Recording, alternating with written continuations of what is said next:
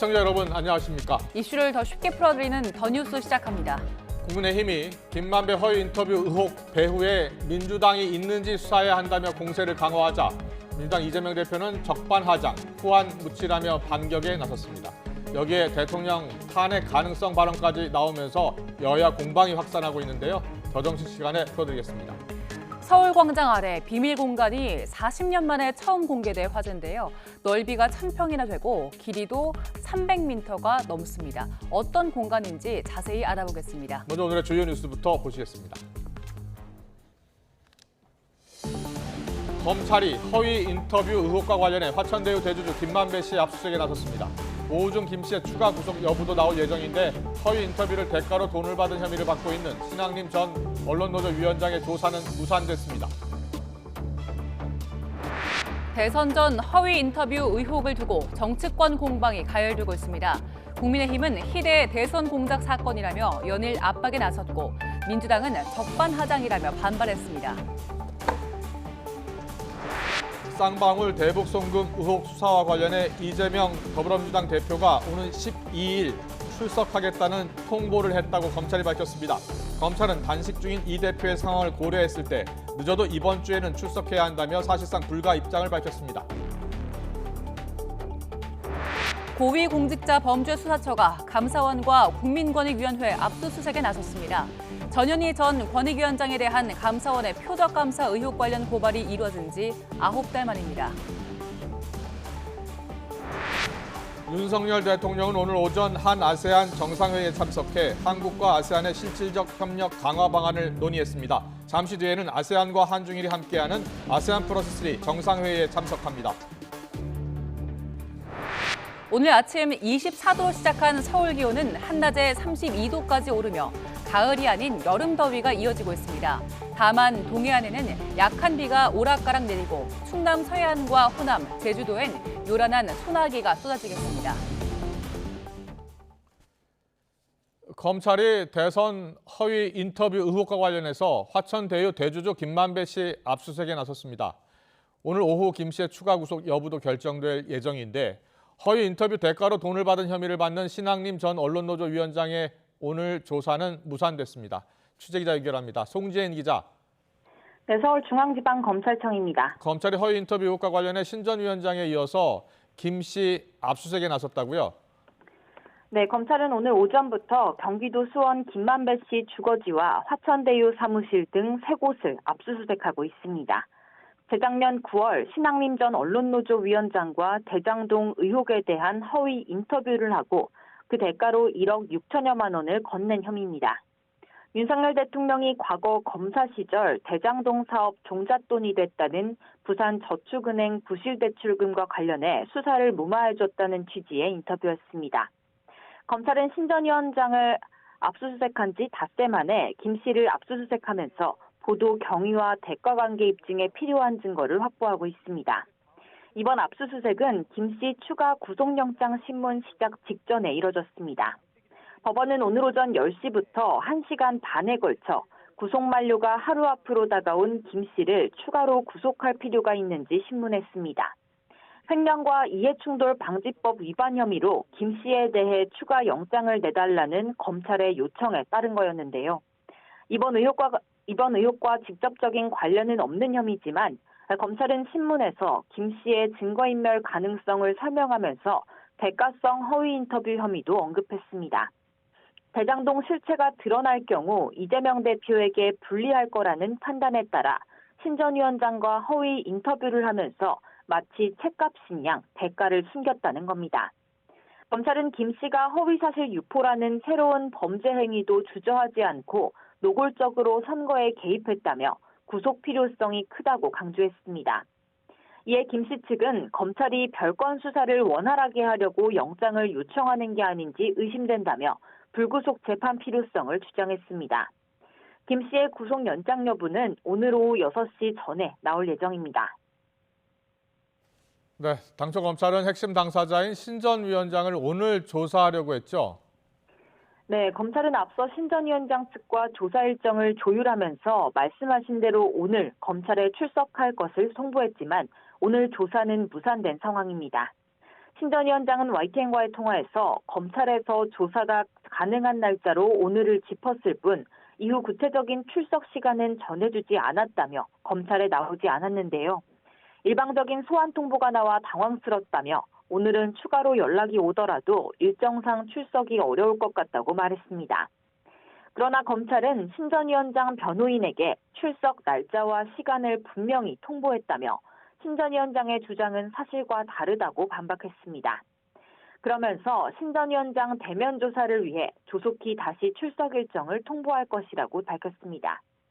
검찰은 추후 신 전 위원장을 상대로 김 씨에게 받은 1억 6천여만 원이 책 3권 값이 아닌 허위 인터뷰 보도의 대가가 아니었는지, 또 20대 대선 직전 뉴스타파에 해당 인터뷰 음성 파일을 전한 이유는 뭔지 등을 집중적으로 캐물을 방침입니다. 아울러 파일을 넘겨받은 뉴스타파가 대선을 사흘 앞두고 인터뷰를 공개한 구체적인 과정과 함께 이보다 앞서 유사한 기사를 낸 다른 언론들의 보도 경위도 함께 살펴보겠다는 입장입니다. 지금까지 서울중앙지검에서 YTN 송재인입니다. 대장동 사건의 핵심 인물 김만배 씨의 허위 인터뷰 의혹을 두고서 정치권의 공방은 더 가열되고 있습니다. 국민의힘은 희대의 대선 공작 사건이라며 공세 수위를 높이고 있고 공식 대응을 자제하던 민주당은 국면 전환용 적반하장이라며 반발하고 있습니다. 국회 취재기자 연결합니다. 손여정 기자.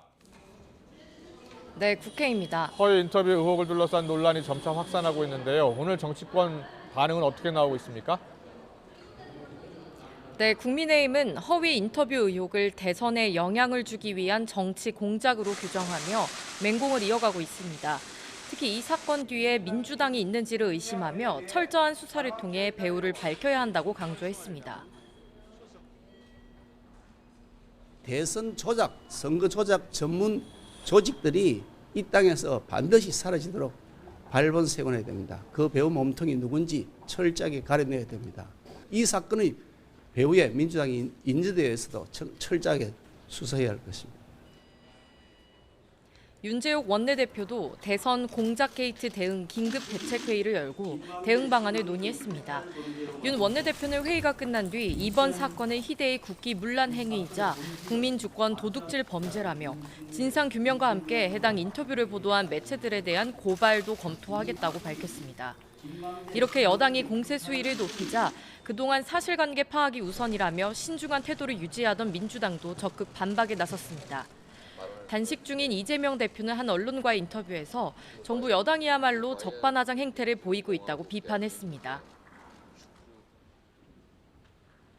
국민의힘이 조직폭력배 동원해가지고 나한테 조폭 자금 20억 줬다. 이런 게 진짜 선거 공작 아닙니까?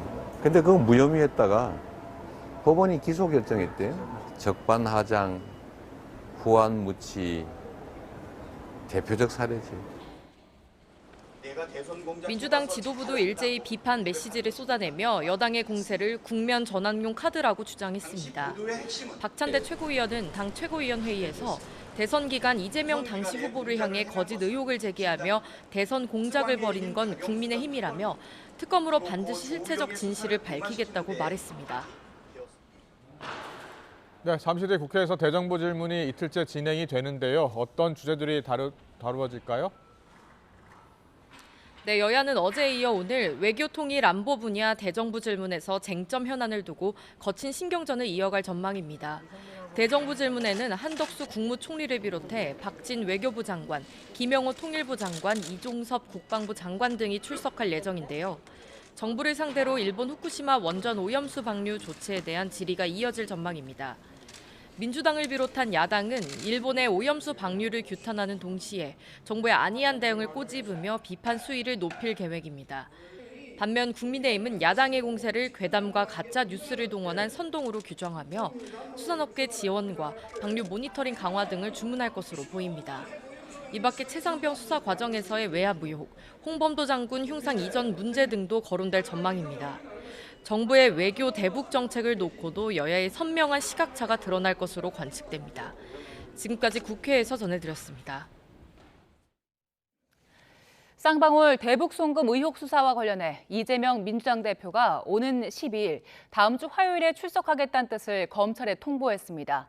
이에 대해 검찰은 단식 중인 이 대표의 상황을 고려했을 때 늦어도 이번 주에는 출석해야 한다며 사실상 불가 입장을 밝혔습니다. 취재 기자 연결합니다. 우종훈 기자. 네, 사회부입니다.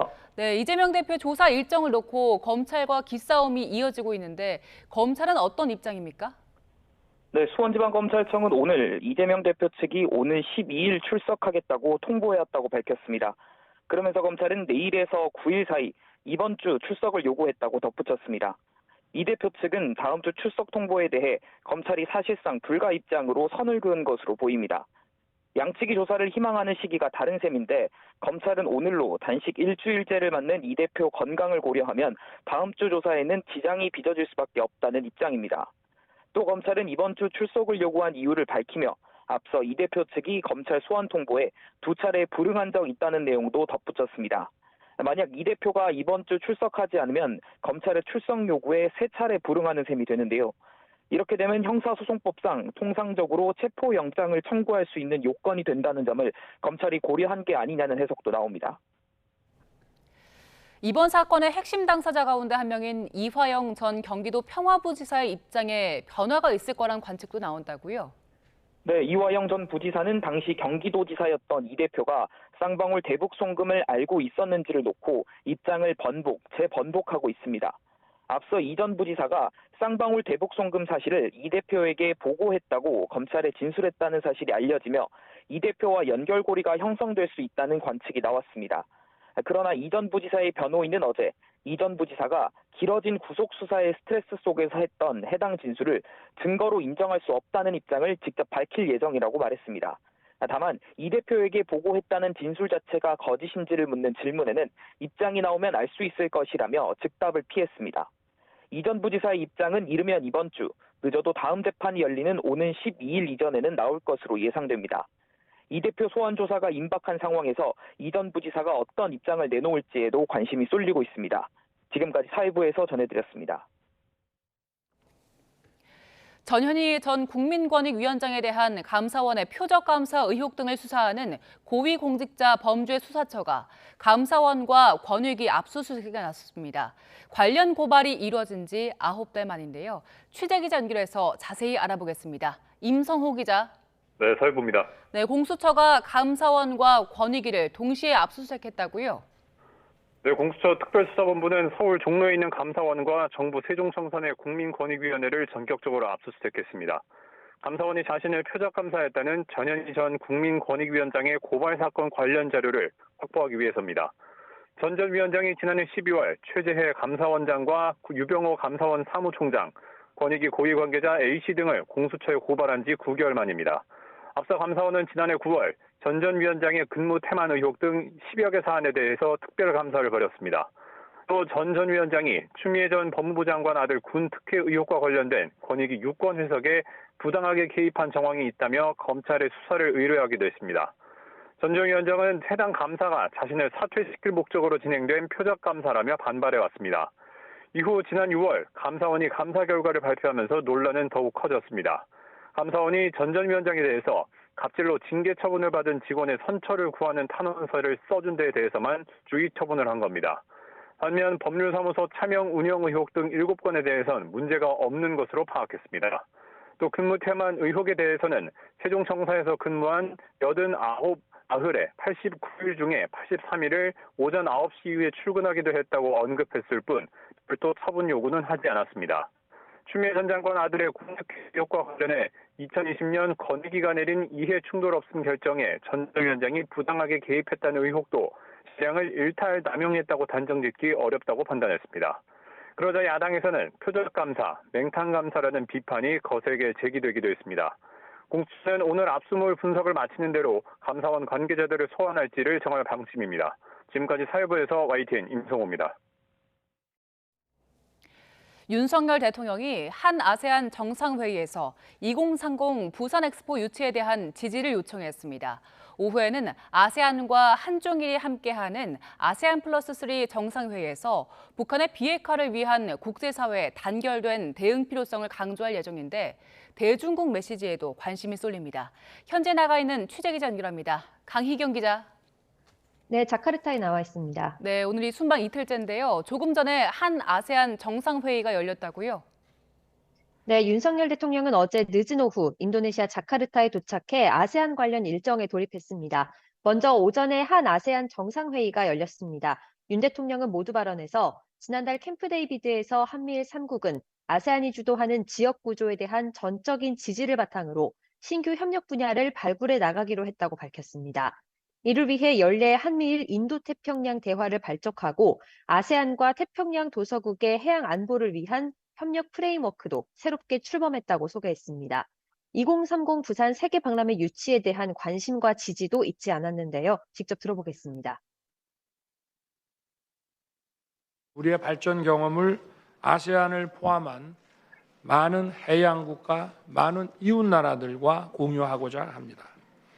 또한 인류가 직면한 도전 과제에 대한 해결책을 함께 모색하는 플랫폼을 제공하고자 합니다. 윤 대통령은 이어 잠시 뒤엔 한일중이 함께하는 아세안 플러스 3 정상회의에 참석합니다. 윤 대통령은 동아시아 공동체의 비전을 실현해 나가기 위한 한일중 협력 재활성화를 촉구하고 북한의 완전한 비핵화를 위한 국제사회의 단결된 대응 필요성을 강조할 예정입니다. 특히 중국이 북한 비핵화를 위해 역할을 해야 한다고 밝힌 윤 대통령이 이번에 어떤 대중 메시지를 내놓을지도 관심입니다. 네, 오늘 5개 나라와 양자회담도 진행됐지요? 네, 윤 대통령은 오늘 정상회의 전후로 인도네시아를 찾은 나라들과 양자회담도 진행합니다. 오전에는 첫 일정으로 마크 브라운 쿡제도 총리와 만나 정상회담을 했습니다. G20 정상회의 일정까지 이번 순방 기간에 최대 20개 나라와 양자회담이 진행될 것으로 보이는데요. 윤 대통령은 각종 양자회담에서 2030 부산 엑스포 유치를 위한 총력 외교전을 펼친다는 계획입니다. 이 밖에도 윤 대통령은 오후에 아세안 청년들의 AI 데이터 역량 강화를 지원하는 행사인 AI 청년 페스타에 방문하고 저녁에는 인도네시아가 마련한 갈라 만찬에 참석해 공식 일정을 마무리합니다. 지금까지 자카르타에서 YTN 강희경입니다. YTN 김영수입니다.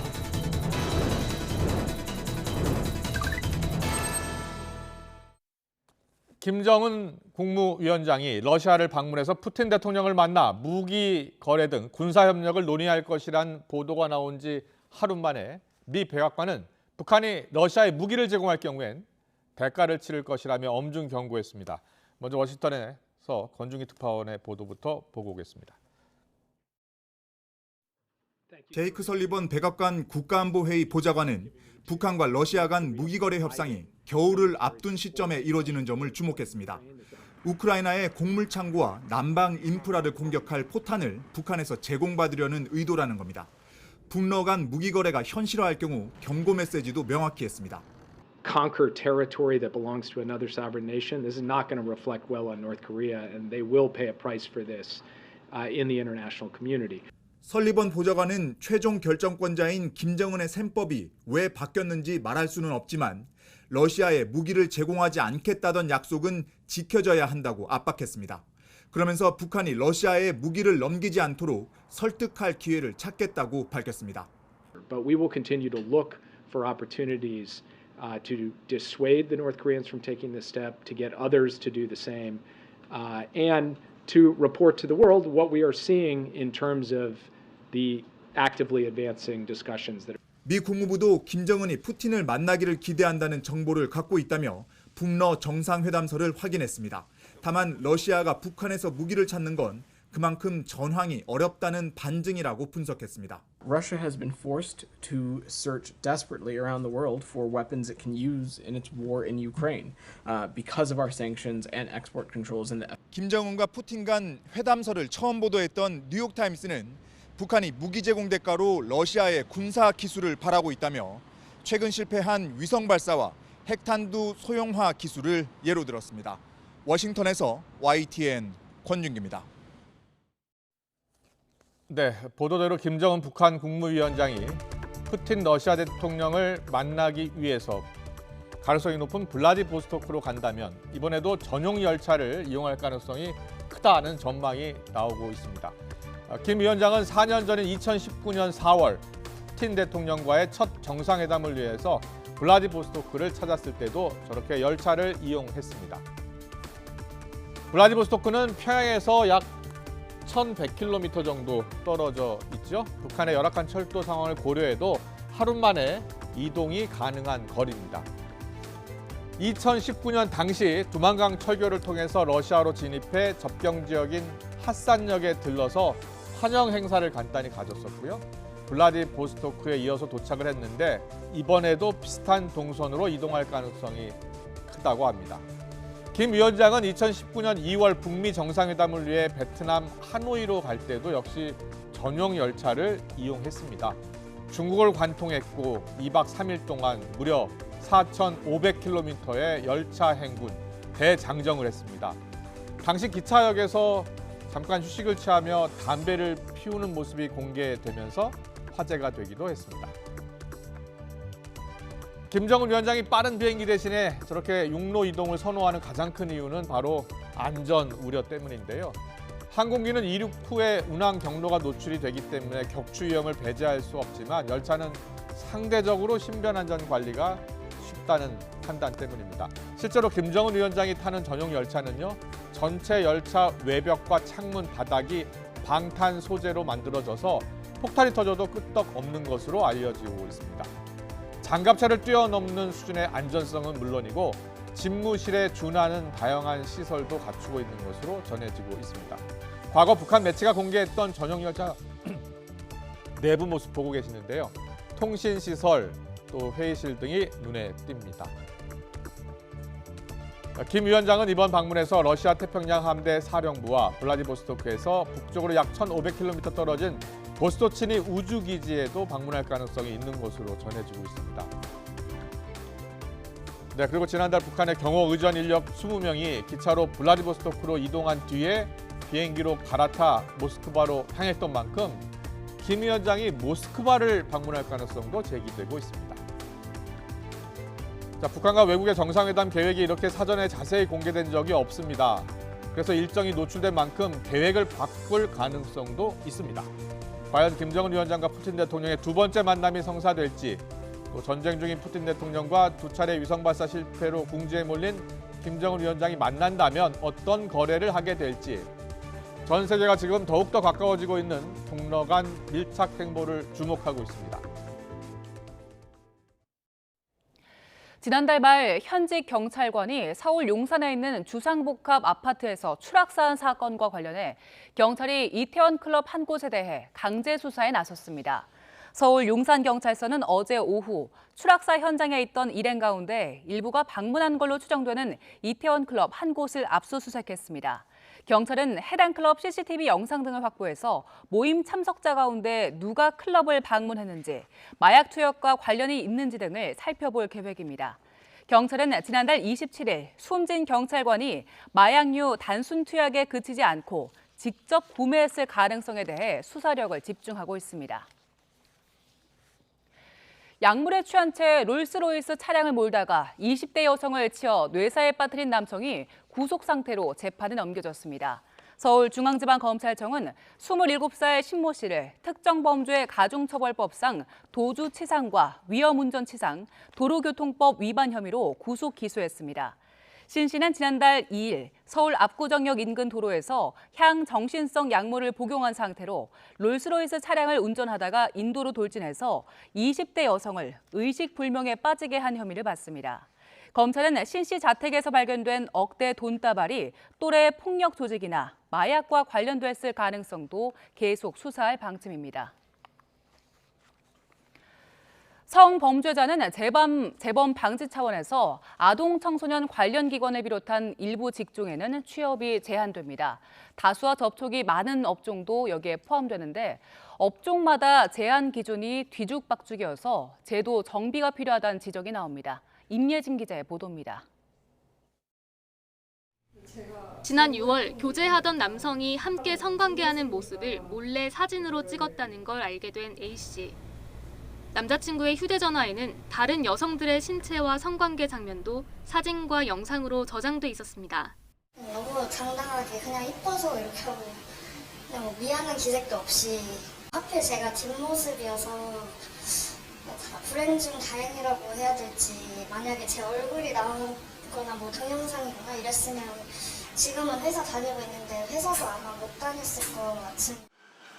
곧바로 이별을 통보한 A씨는 경찰에 남성을 고소하고 휴대전화 번호도 바꿨습니다. 그러나 택배기사인 남성이 A씨 사무실이 있는 동네 배송을 맡는 데다 집 주소도 알고 있어서 불안감을 떨칠 수 없었습니다. 회사에 오면은 그 사람이 택배기사로 일하니까 언제 찾아올지 모른다는 그 불안감 때문에 점심시간에 밥도 잘 못 먹고 자꾸 구토하고. 택배 업체에 남성의 담당 구역을 바꿔달라고 요구해 받아들여졌지만 새로 일하게 된 곳 역시 A씨 회사에서 2.5km밖에 떨어져 있지 않습니다. 택배사 측은 무죄 추정의 원칙에 따라 법원 판결이 나오기 전까지는 A씨의 전 남자친구를 해고하는 것도 아예 다른 지역으로 근무지를 옮기는 것도 어렵다고 설명했습니다. 더구나 불법 촬영 범죄로 유죄가 확정되더라도 택배 업무에서 강제로 배제할 방법은 현재로서는 없습니다.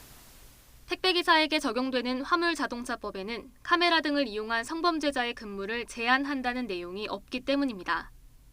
불법 촬영으로 금고 이상의 실형을 선고받은 경우 택시를 몰 수 없는 것과는 다릅니다. 또 배달기사 자격을 다루는 법률엔 성범죄자의 종사를 막는 규정이 아예 없습니다. 모두 불특정 다수와 자주 접촉하는 일인데도 성범죄자 취업 제한 여부는 개별법에서 규정하다 보니 업종마다 상황이 제각각인 겁니다. 성범죄자가 일할 수 없는 아동 청소년 시설을 명시한 청소년 성보호법처럼 성폭력 처벌법에도 취업 제한 업종을 한꺼번에 정리해둬야 한다는 목소리가 나옵니다.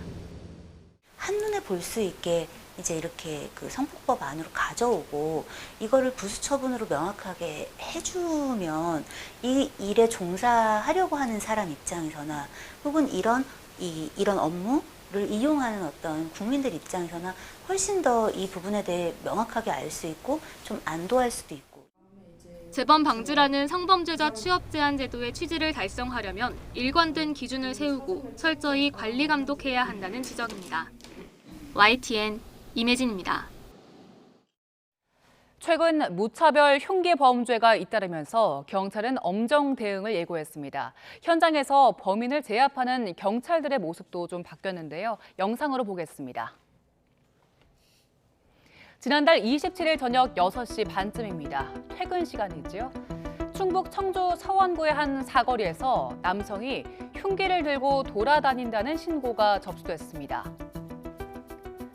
교차로에 서 있는 남성을 발견한 경찰, 즉시 권총을 꺼내듭니다. 경찰관 2명 모두 권총을 들고 있습니다. 가버리세요! 가버려! 엎드려! 엎드려! 엎드려!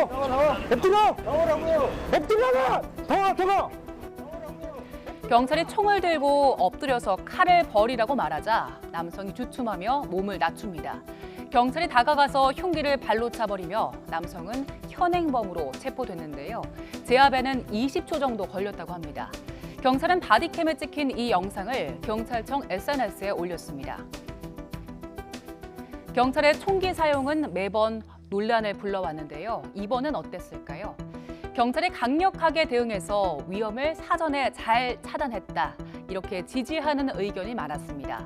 다만 이러다가 조만간 미국 경찰처럼 무릎으로 용의자를 누르는 광경까지 보게 되는 게 아니냐는 의견도 있었습니다. 내년부터는 일선 경찰에 저위험 권총이 보급된다고 하는데요. 불특정 다수를 상대로 한 범죄에 강경 대응하겠다는 정부의 기조가 반영된 겁니다. 다만 과잉 진압에 대한 우려도 여전하고 발포 이후 책임이 현장 경찰에게 고스란히 돌아가는 점 등은 아직 숙제로 남아 있습니다.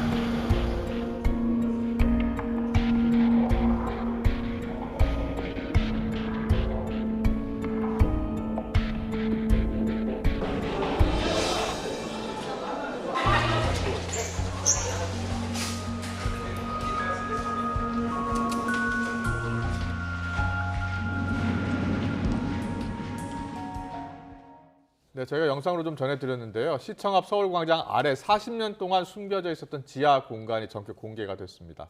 어떻게 서울 시내 한복판 지하에 1000평이 넘는 저렇게 큰 공간이 남아 있었을까요? 네, 앞으로 이 공간은 활용 방안 아이디어 공모를 통해서 시민을 위한 효율적인 장소로 탈바꿈할 예정인데요.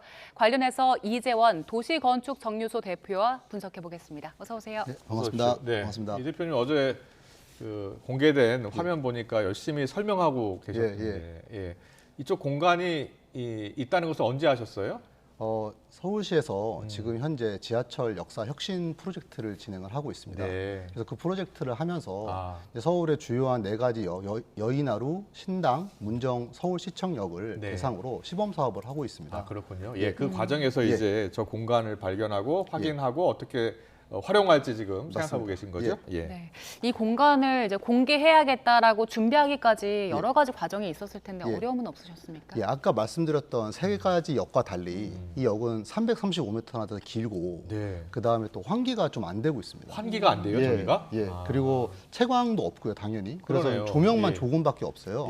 그래서 바로 다른 시설로 바꿔서 쓰기보다는 좀 시간을 두고 저런 문제를 해결을 해가면서 해야겠다는 생각을 해서 그래서 이제 서울시에서는 먼저 시민들께 그대로 먼저 공개하고 그다음에 시민들 아이디어를 받고 그거를 가지고서 되게 재미있는 아이디어 들어올 수 있잖아요. 그거를 기반으로 이제 다음으로 추진을 해보자 하는 순차적인 계획을 이제 세우게 되었습니다. 그렇군요. 저 지금 보고 계신 저 장소는 지하철 선로 바로 위 그리고 그 지하 상가 바로 밑 그 공간이잖아요.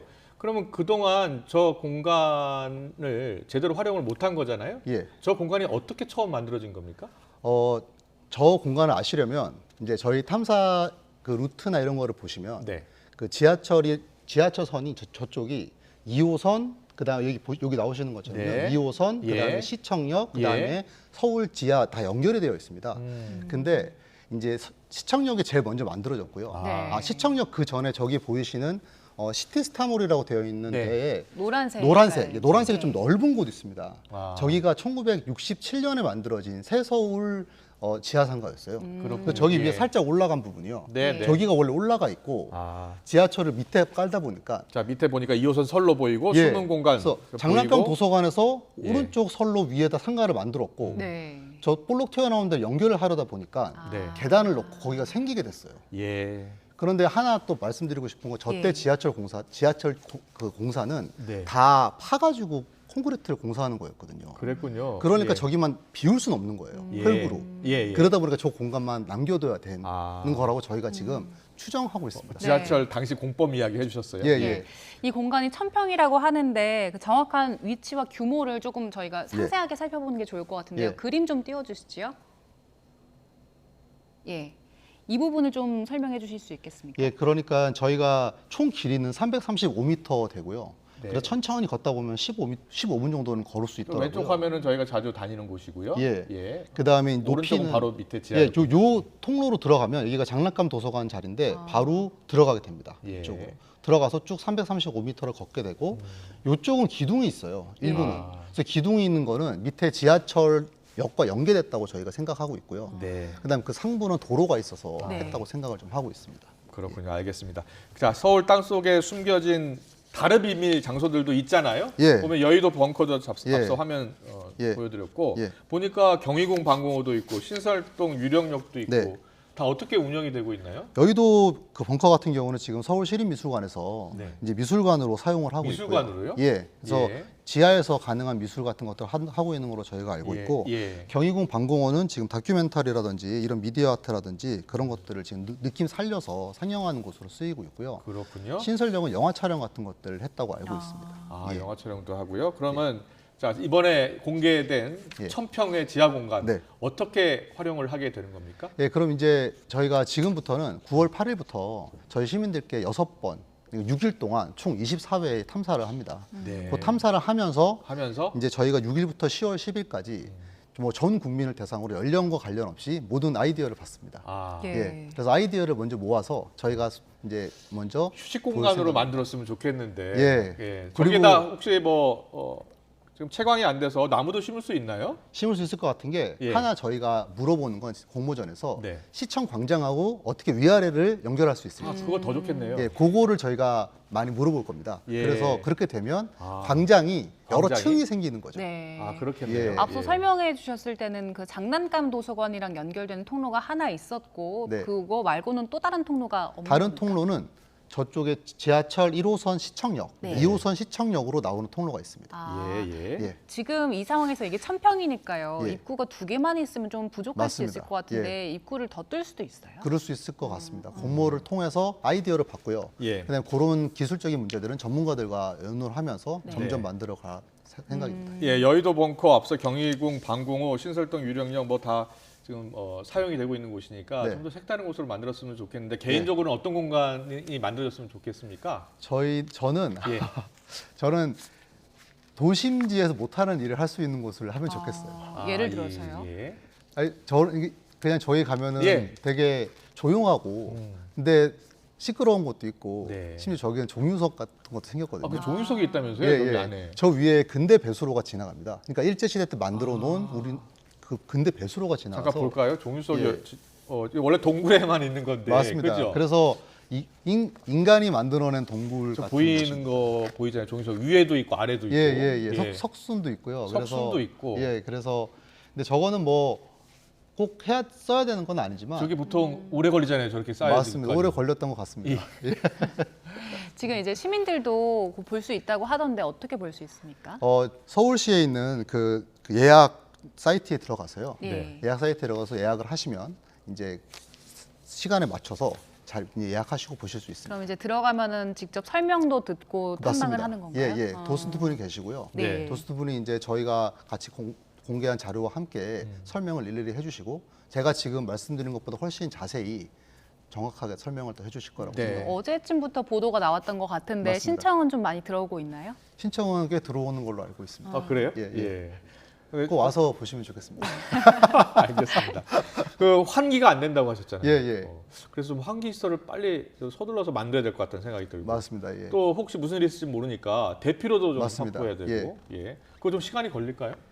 그 부분은 아마 일단 공모를 받은 다음에 네. 실질적인 그 계획으로 들어갈 것 같습니다. 예, 지금- 현재는 이제 알리는 게 되게 중요하고 네. 아이디어를 받는 게 중요한 단계. 그래요. 예. 그 이 공간이 보니까요 기둥이 있는 공간이랑 무주 맞습니다. 공간, 기둥이 예. 없는 공간이 있던데 그런 부분들은 안전적으로 괜찮은 겁니까? 괜찮다고는 물론 구조안전 진단을 해야 되는데요. 예. 추후에 이제 이게 설계가 들어가면은 저희가 지금으로 봐서는 지하철을 지지한 시설이고 네. 83년부터 이어졌고 그렇기 때문에 현재는 안전할 거라고는 예측은 하고 있습니다. 네. 혹시 서울 시내에 예.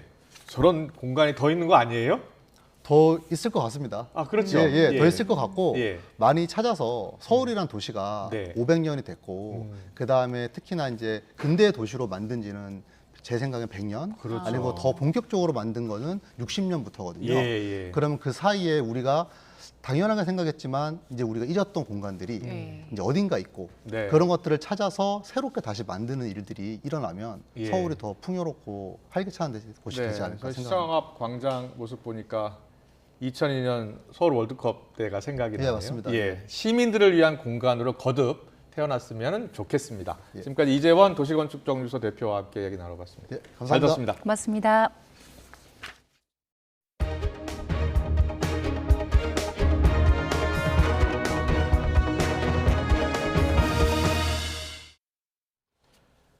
사막에 내린 폭우로 이틀 동안 고립됐던 미국 버닝맨 축제 참가자 7만여 명이 현장에서 탈출했습니다. 진흙탕이 된 도로가 말라서 인근 고속도로까지 이동이 가능해졌는데요.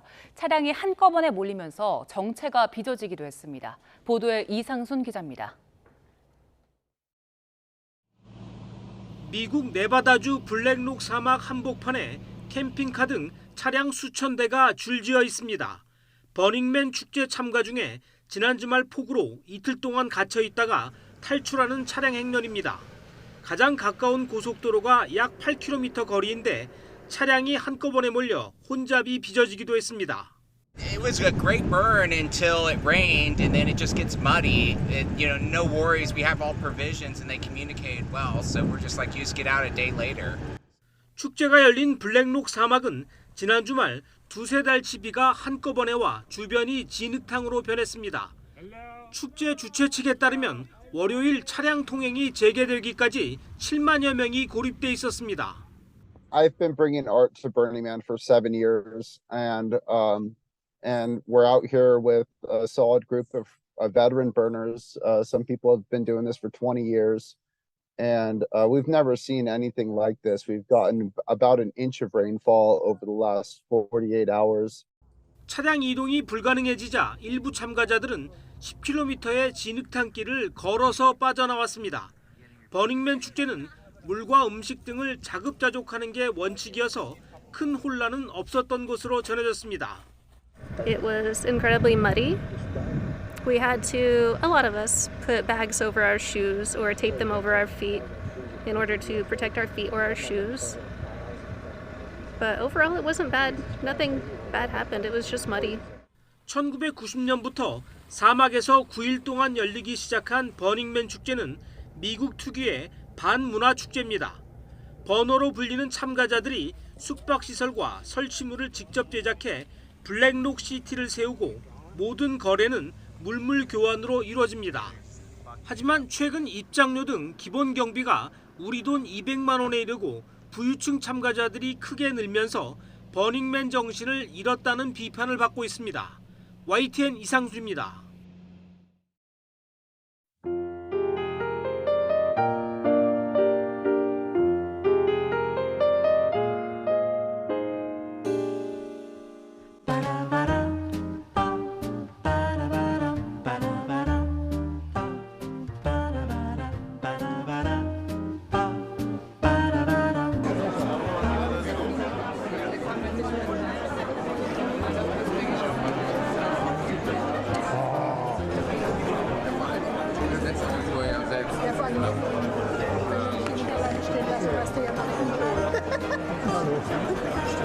Hier gibt es heiße Spekulation, warum du keine rote Augenklappe hast. Wahrscheinlich, weil es keine gibt. Warum wir nicht geschickt auf links hätte es fallen können. Ja, im linken Auge bin ich geschickt. Ja, aber die anderen sind schwierige Fragen. Ja, und ist ganz so. Ja, danke schön. Die Zeit muss sein. Alle Memes sind gemacht.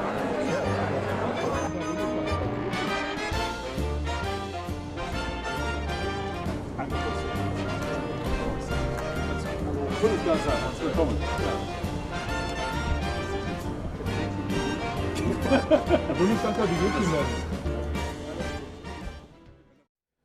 네, 이 시각 간추린 뉴스입니다. 후쿠시마 오염수 방류 이후 중국이 일본 수화물 수입을 전면 금지한 것과 관련해 미 국무부는 일본의 처리 절차가 국제 기준에 부합한다는 입장을 거듭 확인했습니다. 전북 군산에서 꽃게를 잡다가 실종된 50대 A씨가 닷새 만에 숨진 채 발견됐습니다. A씨는 앞서 지난달 31일 저녁 군산 선유도 해수욕장 인근에서 일행과 꽃게를 잡다가 실종됐습니다.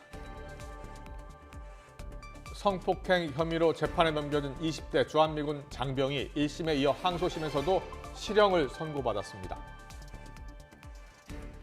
경기 김포경찰서는 헬멧도 쓰지 않고 술에 취한 상태로 전동 킥보드를 타던 서울경찰청 기동대 소속 경사에게 범칙금을 부과했습니다. 경기 남양주 남부경찰서는 임플란트 치료가 마음에 들지 않는다며 치과에서 흉기를 들고 난동을 부린 60대 남성에 대해 구속영장을 신청했습니다. 부부싸움을 하다가 폭력을 행사하는 남편에게 저항한 아내를 폭행죄로 기소유예한 검찰 처분은 잘못이라는 헌법재판소의 판단이 나왔습니다. 전직 구의원을 밀쳐 다치게 한 혐의로 재판에 넘겨진 국회의원 선임 비서관에게 징역 4개월에 집행유예 1년이 선고됐습니다. 투자자문업체 라더견 대표의 주가 조작 범행에 가담한 혐의를 받는 자문 변호사와 회계사의 구속 여부가 오늘 가려집니다. 지난해 3월 서울 강남 납치 살해 사건의 발단이 됐던 퓨리 에버 코인의 발행사 대표가 정관계 로비를 벌인 혐의로 검찰에 넘겨졌습니다. 펀드 자금을 불법으로 운용하고 부당한 이득을 챙긴 혐의를 받는 장하성 전 청와대 정책실장의 동생 장하원 디스커버리 자산운용 대표와 전 직원들의 구속 전 피의자 신문이 모레 진행됩니다. 올해 상반기 금융감독원에 보고된 전자금융사고가 197건으로 지난해 하반기보다 10% 감소한 것으로 집계됐습니다. 미국 내 거의 모든 지역에서 폭염이 기승을 부리면서 일시 휴교하거나 하교 시간을 앞당기는 학교들이 잇따르고 있습니다. 숙박 공유로 임대보다 높은 이익을 얻게 된 집주인들이 임대보다 숙박 공유에 공을 들이면서 주택 공급 부족 현상이 심화했다며 미국 뉴욕이 에어비앤비 규제에 착수했습니다.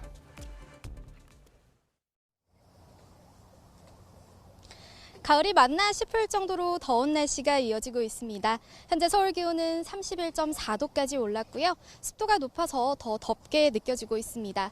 또 구름 사이로 볕이 내리쬐면서 자외선도 무척 강합니다.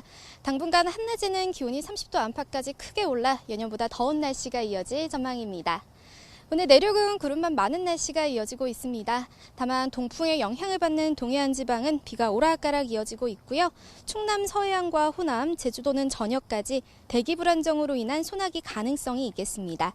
내일은 전국적으로 맑은 하늘이 함께하겠습니다. 내일 아침 기온은 오늘보다 1에서 많게는 7도나 낮아 더 선선해지겠습니다. 서울 20도, 대전과 대구 18도에서 출발하겠습니다. 내일도 폭염주의보가 내려진 서쪽 지방을 중심으로 후텁지근하겠습니다. 한낮에 서울과 광주, 전주 모두 31도까지 오르겠습니다. 남은 한 주간 대체로 맑은 날씨가 이어지겠습니다.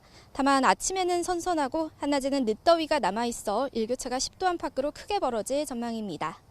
현재 영남 해안에는 강풍주의보가 발령 중입니다. 또 동해안과 제주도에는 너울성 파도도 높게 일고 있으니까요. 해안가 안전사고에 각별히 유의하시기 바랍니다. 지금까지 YTN 원희다입니다.